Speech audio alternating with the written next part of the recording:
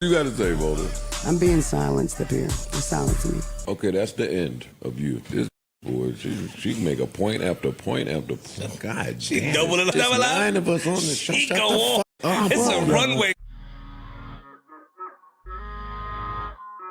Mona feels ignored and silenced on the Joe Budden podcast. Yep, the podcast of Joe Budden's name is now making yet another co-host feel like they can't talk. Now, this episode revealed what Mona is actually thinking, as she has revealed that she has ADD, and usually people with ADD say what's on their mind. Additionally, there was a bunch of conversations had about what the show is, and it revealed that the fabric of the Joe Budden podcast will always be shaky. One of those conversations was a conversation about what an A-mic is. I didn't even know what a mic was. I had to learn that. These teach me that. You niggas used to this David Ruffin.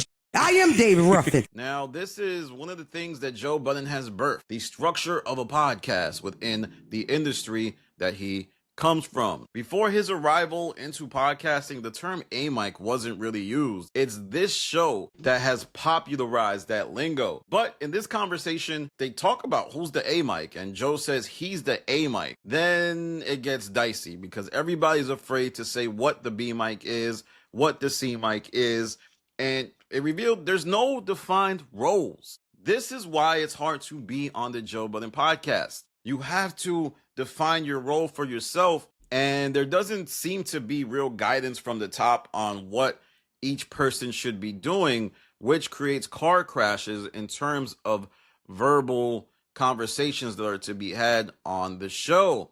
Now, it could be that the podcast feels like, hey, we're not going to talk about it because we love the attention of people trying to figure out, or maybe the infrastructure is not strong enough that they can't even broach those conversations. Now, another part of the show for this episode that was very revealing was they talk about contracts. If I don't like you or to move wrong, I don't want to stay for long. So that's why we have to keep it short so I know I still like you. And how long contracts should be. Should people be in long-term contracts? Should people be in short contracts? They even allude to Melissa Ford with Flip's statement, but I'm not going to get into that right now. But Mona would say she likes to know who she's working with, and she needs to like them. Now, that is very revealing. That is very telling because she had a short stint at another popular podcast, $1 Million Worth of Game. Maybe it was because she didn't get along with those people. Now, Tony the Closer would say that she would arrive late, she wasn't on time, which is interesting because she's already arriving late to the show. Then there was the moment where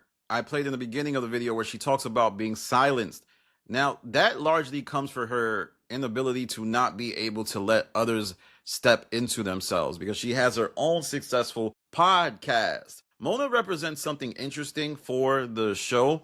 I think she's the only person with an actual successful podcast before the Joe Budden podcast, right? Rory and Mal didn't have a successful podcast before they joined the show. Then there's Queen's Flip. He may be huge in the industry, but he didn't have a podcast. He was more a blogger, skit guy. And there's Mark Lamont Hill. He didn't have a podcast. So for her, it's really challenging to not be able to talk.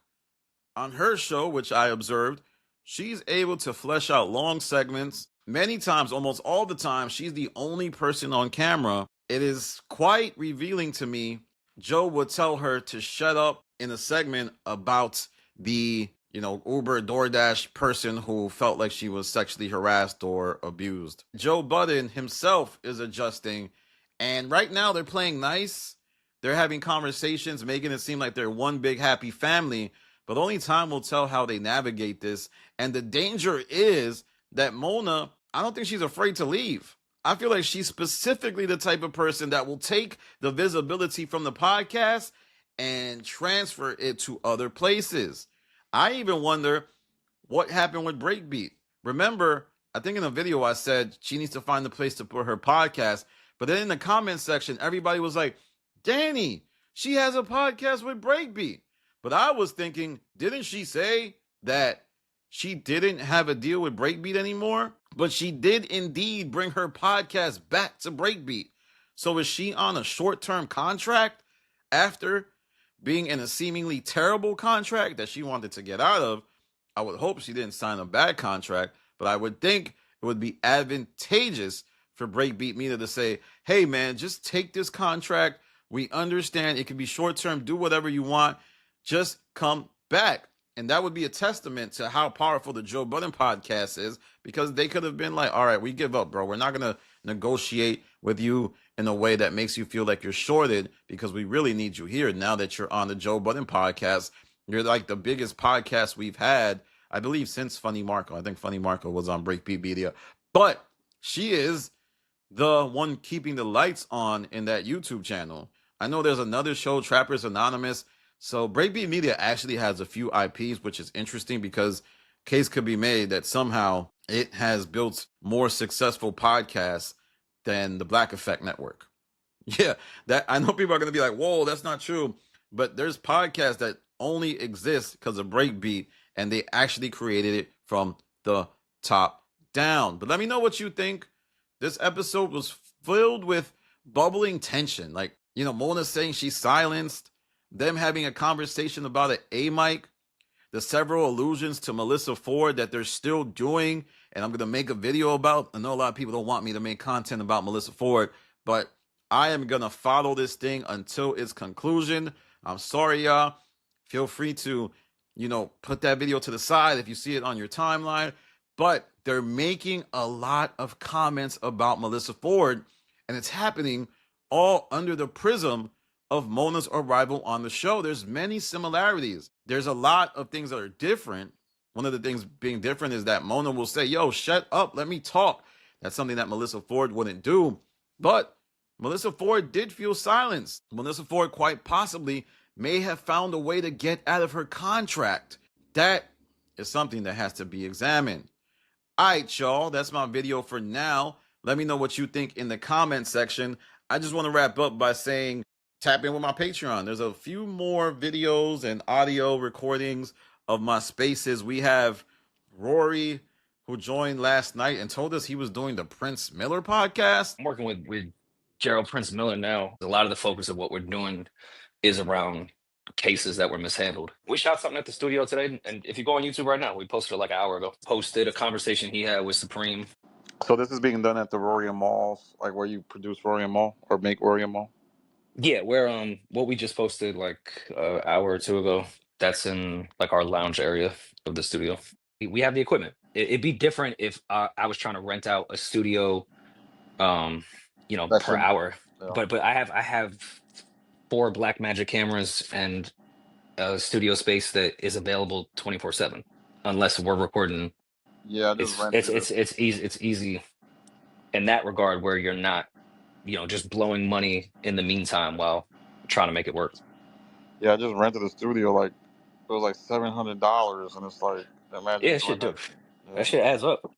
$7,000, $8,400 for a 12-episode order. That was shocking to me. I didn't know Rory was responsible for producing Prince Miller. Remember, he was, I guess, co-captain or also the second leader or the leader at points of the Supreme team.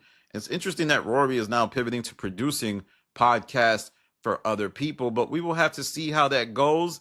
He revealed some of the business of podcasting on that space, in case any of you are wondering about ways to get into podcasting.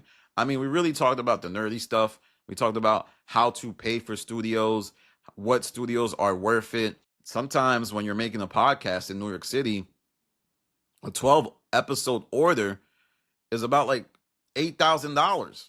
That's right. To make 12 episodes in New York City, you're going to go and spend a lot of money. So how do people really make podcasts and also be profitable?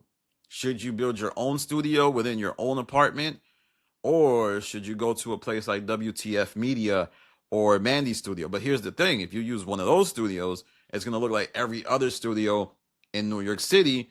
So your podcast is not going to stick out. These are all the things podcasters had to navigate. And I think that's why this conversation was so interesting. Let me know what you think in the comments. Also, follow me on Twitter, the Stop TV on my Twitter. A lot of drama be going down. A lot of stuff goes down. I had to say it again for added effect. And also follow me on Instagram, the Stop TV. I post there sometimes. I gotta step my Instagram game up, not gonna lie. All right, y'all, this is Danny from the Stop. Yeet.